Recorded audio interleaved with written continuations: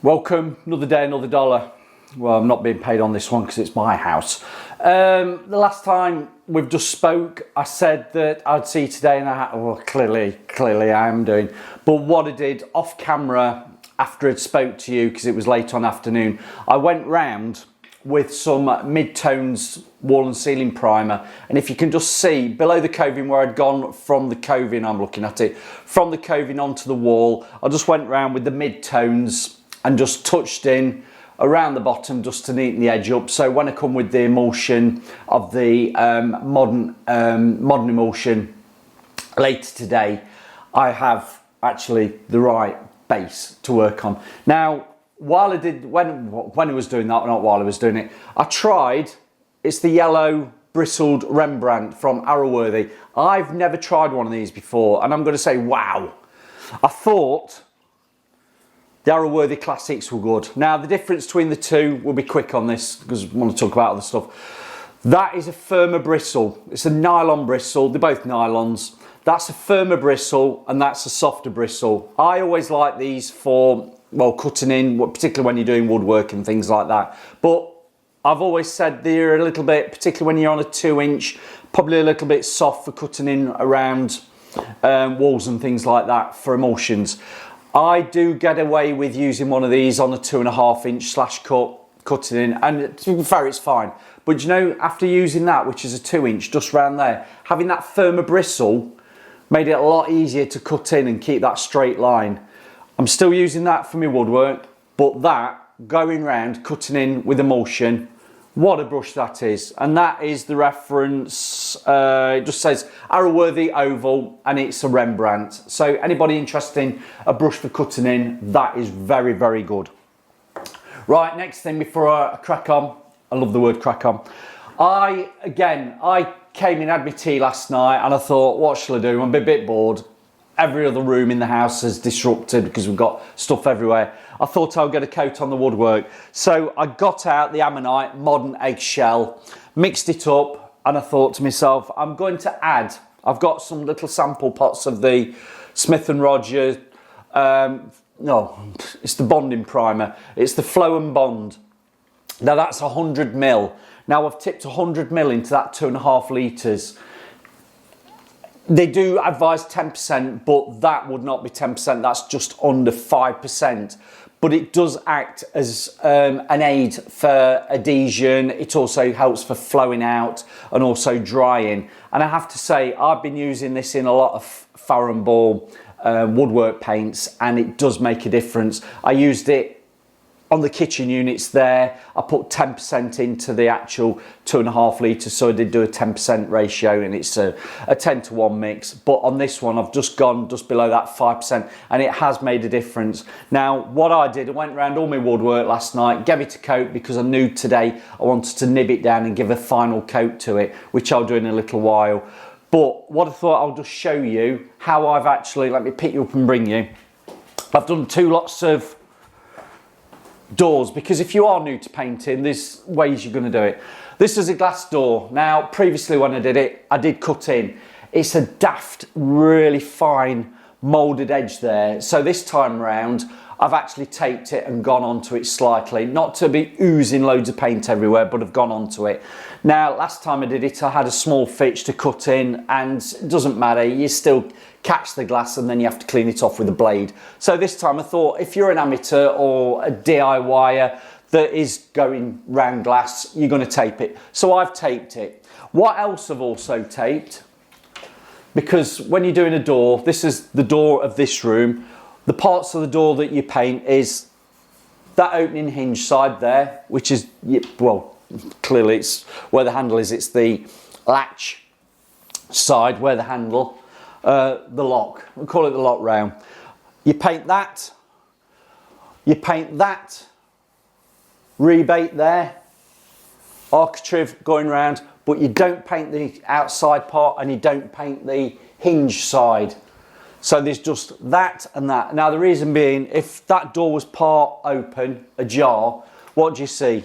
You see those edges. That's why you paint those edges and not the actual hinge edge on the opener. Just there. You don't do that. That part of the door and all of this and that part of the frame is all on the outside. That's the hallway. So what I've done, I've actually taped, because this is probably what a lot of people do. I've taped that face edge of the door there, you can see it, for protection, and I've just taped those flats of the reveals, door jars, edges there, so I don't get any paint on that side, because that is just an off buff cream and I didn't want to go around with a damp cloth and wipe it. I wanted to do it as an amateur probably would do it and tape it, and let's get a clean, straight, neat edge. So I've done that on that door. On this door here, not done any taping, and this is like a reverse of that door. This door opens into a room. The only part of this door that you're doing is the hinge edges on the door and on the actual casement. You don't do the part of the frame that the door closes to on the other side. You just do the flats of the reveals. You've got your mouldings and your architrave going round. But on this one, you only paint the part of the hinge. You don't do where the lock and the latch is on the door. So that has all been painted professionally by hand without any tape. That door's been done with tape just to give you that contrast of the two. Now what I'm planning on doing this morning is getting this last bit of woodwork done. It'll dry quite quick. I'll get the blower heater on it. I'll get the windows actually open and let's circulate the air. And then the plan is, once that's dry, I've got some fine delicate tape. I'm going to tape the edges. Ooh, shock horror. We're going to tape the edges because I want sharp, crisp lines. Because previously when I did this room kitchen, it was actually it was sprayed, so everything was taped as required. So I'm going to do exactly the same. I'm going to be taping up the skirting. Once the tape is on, I'm going to start bringing the walls around. There's not a big area in here. I've got to lift the telly off, weighs a ton. Well, they're not, it's just awkward because they're big. I've got to lift the telly off and I'll go around this room, get 2 coats on today, and hopefully we can get the kitchen back into a working kitchen by this evening. So I'm going to say over and out, and I'll catch you later on once I've got the paint on and we can just have a discuss of how we're going with it.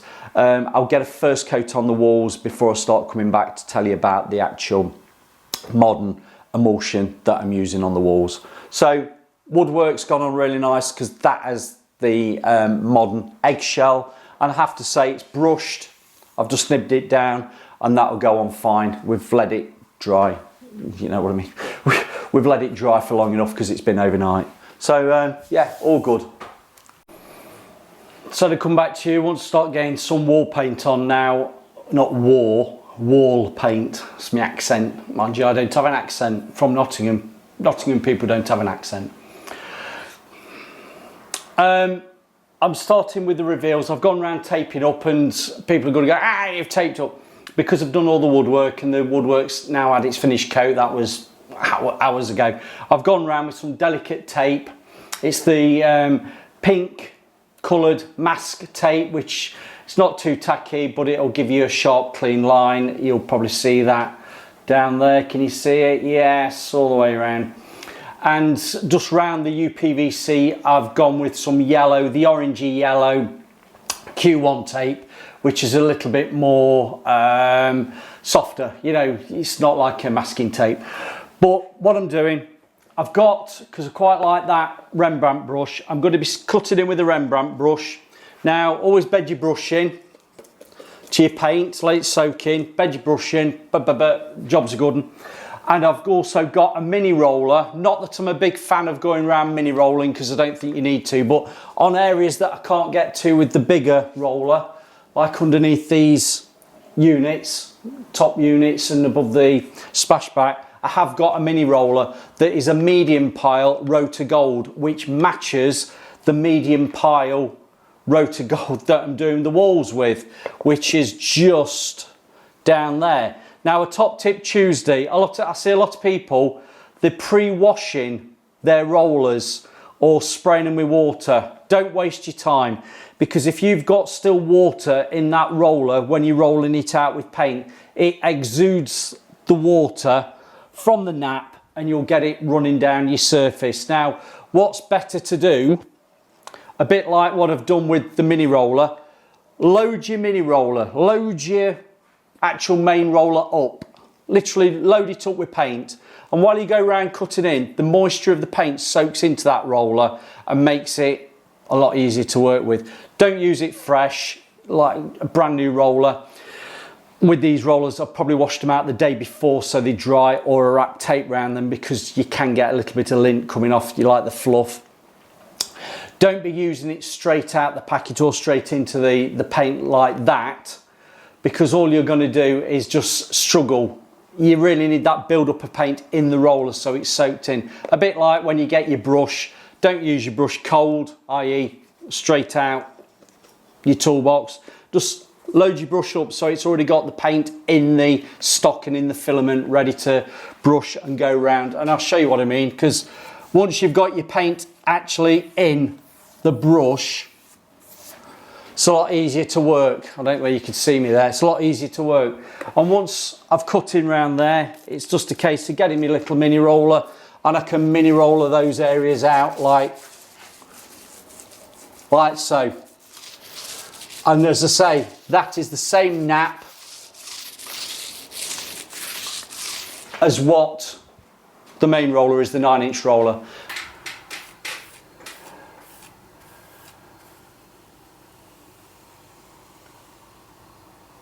I said I'd come back to you when I was doing some painting and talk to you. Now, you can probably tell I'm doing one wall at a time. One of the big things that amateurs and DIYers get wrong is they try to take on too much at once. And a lot of that is just do one wall at a time. If you do one wall at a time, you're controlling your wet edge and you're controlling your paint. Now, if you do all the way around the room, all of a sudden you find that what you've cut in suddenly goes dry, and then you're rolling or brushing back into, mainly rolling, a dried edge and not a wet edge. And what you need to keep doing is keeping a wet edge going, like I'm here. I've gone across the top and I'm coming down and I'm keeping a wet edge going along with the brush cutting in.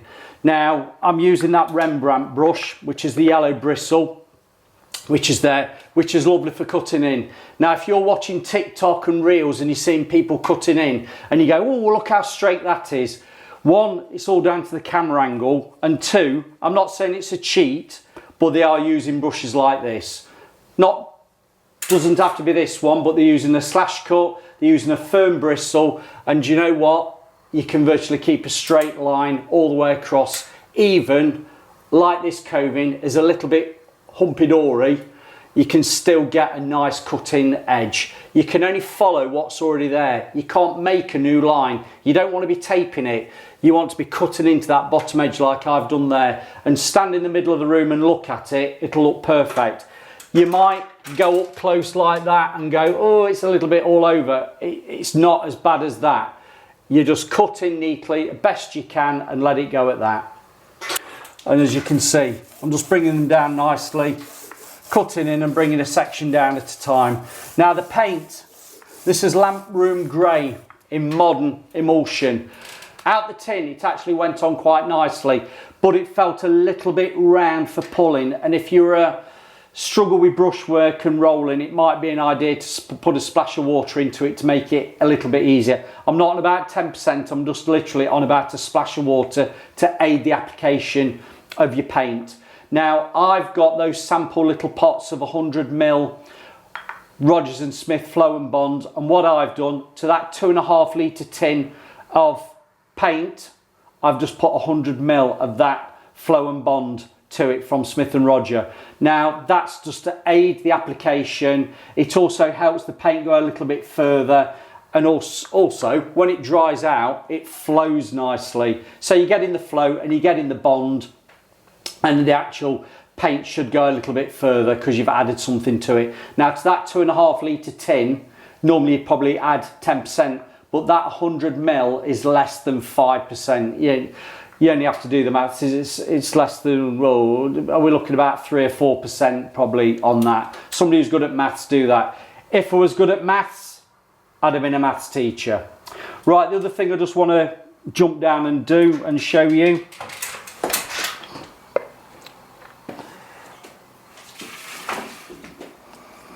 Not too worried about my wet edge at the moment because it's only the first coat. Have you seen these?